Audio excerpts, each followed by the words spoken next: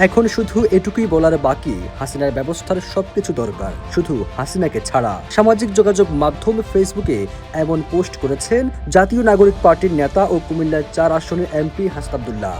তার এমন পোস্ট ঘিরে নতুন করে বিতর্ক সৃষ্টি হয়েছে। প্রশ্ন উঠেছে, হঠাৎ করে এনসিপির এই নেতা কেন এমন পোস্ট দিলেন, কিংবা তিনি কাকে ইঙ্গিত করেছেন?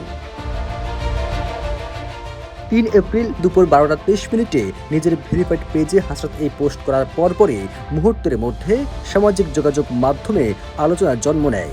অনেকে এই পোস্টের মধ্যে চলমান রাজনৈতিক উত্তেজনা ইঙ্গিত খুঁজে পেয়েছেন। শেখ হাসিনার শাসন ব্যবস্থাকে সামনে রেখে হাসনাতের এই কড়া ও সরাসরি বক্তব্য তার সমালোচনামূলক অবস্থানকে স্পষ্ট করে তুলেছে।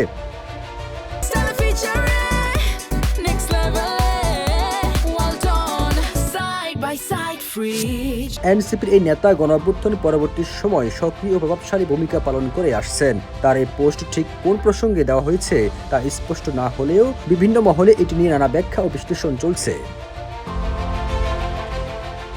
গণভোট, জাতীয় মানবাধিকার কমিশন ও গুম প্রতিরোধী অধ্যাদেশ সহ অন্তর্বর্তী সরকারের জারি করা ১৬টি অধ্যাদেশ নির্ধারিত সময়ের মধ্যে উত্থাপিত হচ্ছে না সংসদে। ফলে সাংবিধানিক নিয়ম অনুযায়ী স্বয়ংক্রিয়ভাবে বাতিল হয়ে যাচ্ছে অন্তর্বর্তী সরকারের জারি করা এসব অধ্যাদেশ।